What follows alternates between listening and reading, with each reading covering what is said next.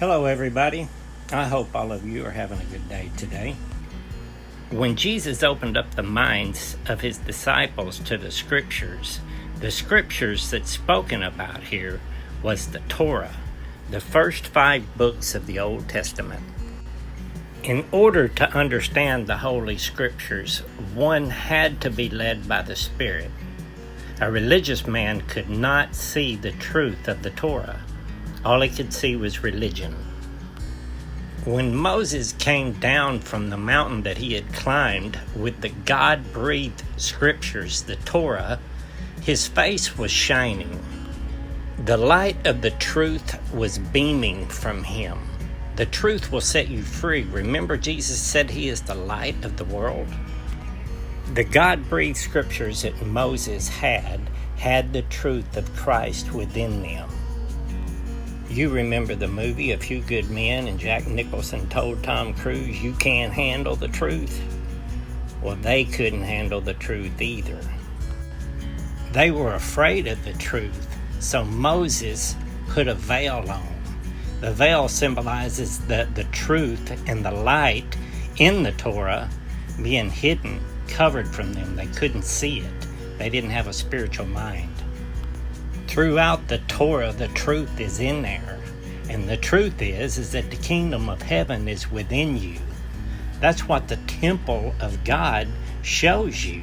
It's an illustration of Jacob whenever he laid his head on a stone and he had a dream of the stairway to heaven. Check out these next few illustrations. It's pretty cool.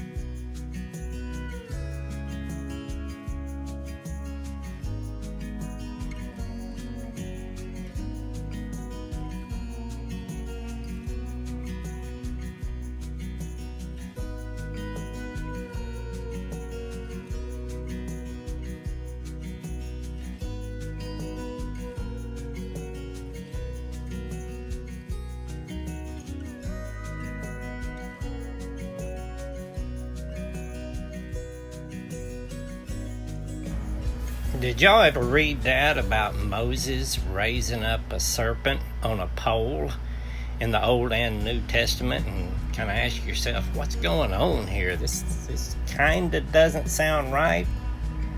Well, when you understand the truth, when you see the truth, then it makes sense. You remember when Aaron put down his staff and it turned into a serpent, and it swallowed up the serpents of the magicians of Pharaoh? Remember, Jacob named the place Bethel, but before he named it Bethel, it was called Luz, and Luz means bone of the back and almond tree.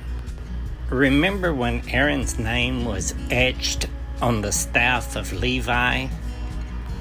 It budded and produced almonds. It was from an almond tree. So when you see the single snake climbing up the pole or the staff, that represents Christ within. Now when you see the double snake climbing the staff, imagine the staff as Christ within, wrapped in human DNA. Remember, we struggle with our flesh and the spirit.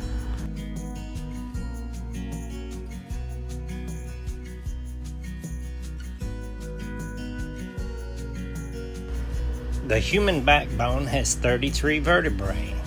Jesus was 33 years old when he ascended into heaven. You all know the story of Jacob wrestling with God and man. Jacob wasn't physically wrestling with God and with man. He was wrestling with the Spirit of God, the divinity within himself. Jacob called the place where he wrestled with God and man Peniel. And he said, "For I have seen God face to face, and my life is preserved." See, Peniel means the face of God.